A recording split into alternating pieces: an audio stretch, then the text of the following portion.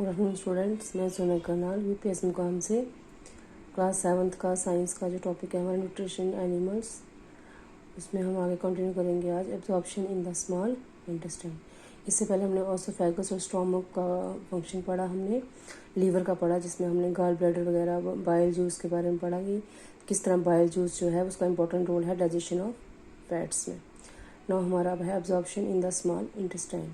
ठीक है, small intestine का क्या फंक्शन है हमारे डाइजेस्टिव सिस्टम में। The digested food can pass into the blood vessels in the wall of intestine. ठीक है, जो डाइजेस्टेड फूड है वो किससे पास होकर निकलता है, वॉल ऑफ द इंटेस्टाइन से। Blood vessels in the wall of intestine, जो हमारी इंटेस्टाइन होते हैं, जो हमारी आंतड़ियाँ होती हैं, जो उनकी वॉल्स होती हैं, दीवारें होती हैं, उसमें से पास होकर निकलती है हमारा ये डाइजेस्टेड फूड, उसे हम कहेंगे एब्जॉर्प्शन। ठीक है, the inner walls of the small intestine have thousands of finger like outgrowths called villi. कि जो हमारी स्मॉल इंटेस्टाइन्स की जो वॉल्स होती हैं, अंदरूनी वॉल्स होती हैं, दीवारें होती हैं, मतलब साथ साथ की जो वॉल होती है उसमें ऐसे लगता है जैसे हज़ारों उंगलियां उगाई हों, फिंगर्स निकल आई हों, जिसे हम कहते हैं विली।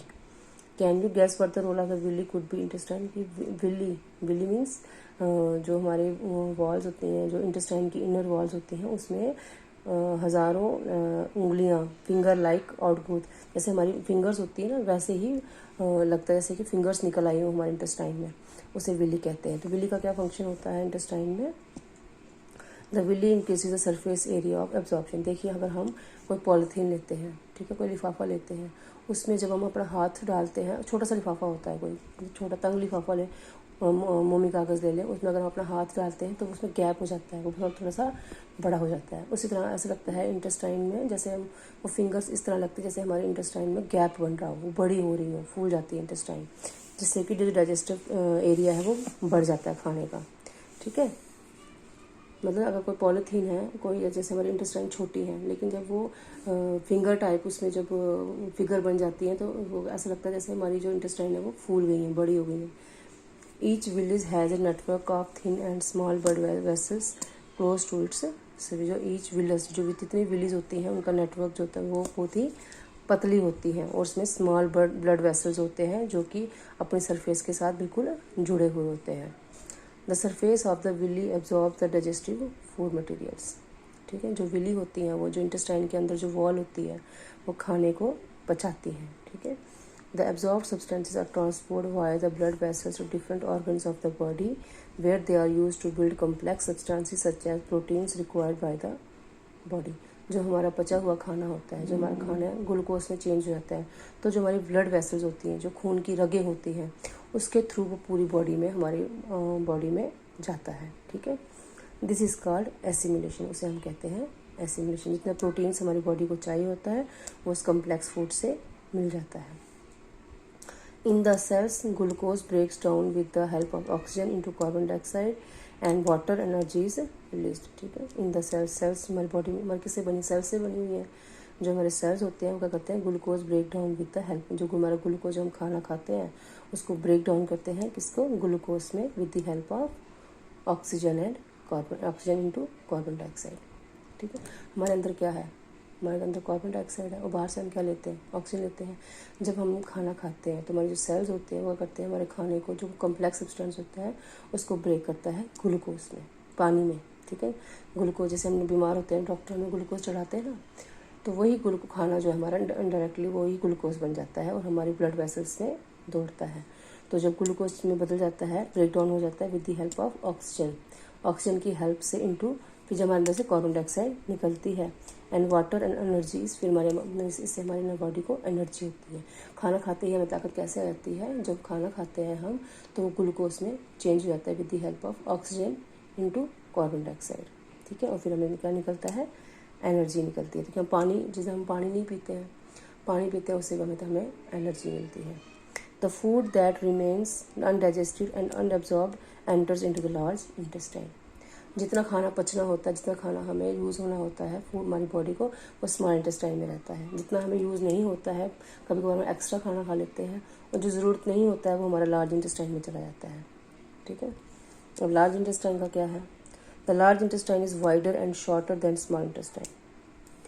जो लार्ज इंटेस्टाइन होती हैं वो चौड़ी होती हैं और छोटी होती हैं स्मॉल इंटेस्टाइन से। स्मॉल इंटेस्टाइन जो पतली होती हैं लेकिन बड़ी होती हैं, लेकिन जो लार्ज इंटेस्टाइन होती हैं वो चौड़ी होती हैं लेकिन वो छोटी होती हैं।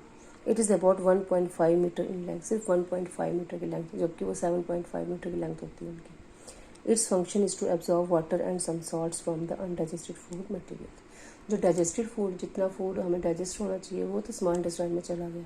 जो अनडाइजेस्टेड फूड है, जो खाना हमें नहीं पचता है, जो खाना एक्स्ट्रा होता है, वो कहाँ चला जाता है? लार्ज इंटेस्टाइन में। The remaining waste passes into the rectum and remains there as semi solid faeces. देखिए, हम जब खाना खाते हैं, हम लोग दिन भर जो खाना खाते हैं, जितना हमारी बॉडी को चाहिए होता है वो हमारा बच जाता है।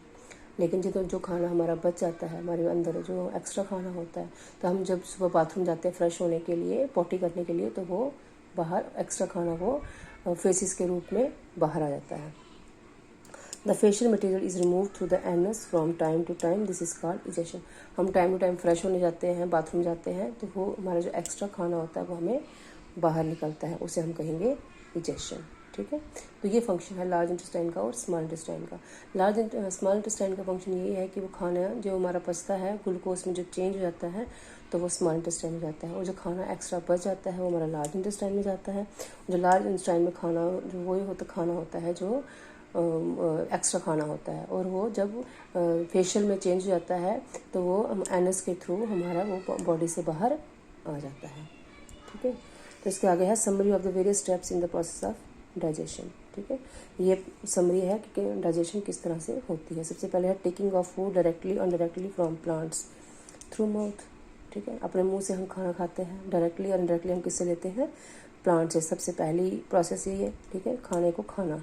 ठीक है, सेकंड है डाइजेशन, फिर खाने को पचना, the break down of ingested food.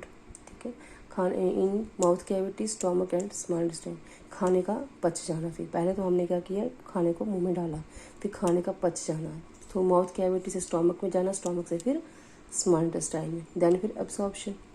Digested food is absorb through membrane into various organ, जैसे स्मॉल इंटेस्टाइन में जाके वो फिर लार्ज इंटेस्टाइन में जाता है, एब्जॉर्ब्स ओनली वाटर।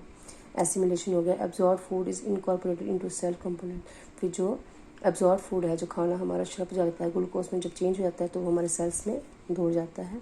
फिर इजेशन हो जाता है, egestion means undigested food is excreted out through anus. फिर हमारा सुबह जब फ्रेश होने जाते हैं या शाम को फ्रेश होते हैं, खाना हमारा जो एक्स्ट्रा खाना होता है वो हमारा थ्रू एनस वो बाहर जाता है। तो ये पूरा हमारा डाइजेस्टिव सिस्टम है पूरा ही। ठीक है, खाने का माउथ में डालना खाना, देन फिर खाने का फिर स्मॉल हमारे इंटेस्टाइन में जाना, देन फिर लार्ज इंटेस्टाइन में जाना, फिर पहले फिर हमारे खाने को माउथ कैविटी से फिर स्टोमक में जाना, स्टोमक से फिर स्मॉल इंटेस्टाइन में, स्मॉल इंटेस्टाइन से फिर वो जो एक्स्ट्रा खाना था वो लार्ज इंटेस्टाइन में चला जाता है, देन फिर हमारे सेल्स में दौड़ता है वो खाना, देन जो एक्स्ट्रा खाना होता है वो हमारे एनस से बाहर रहता है। ठीक है, आज इतना ही। कल मैं आपको इसका आगे पढ़ाऊँगी, तो प्लीज़ आप ये दो पढ़ लीजिएगा, absorption in small intestine and large intestine. ठीक है बच्चों, थैंक यू।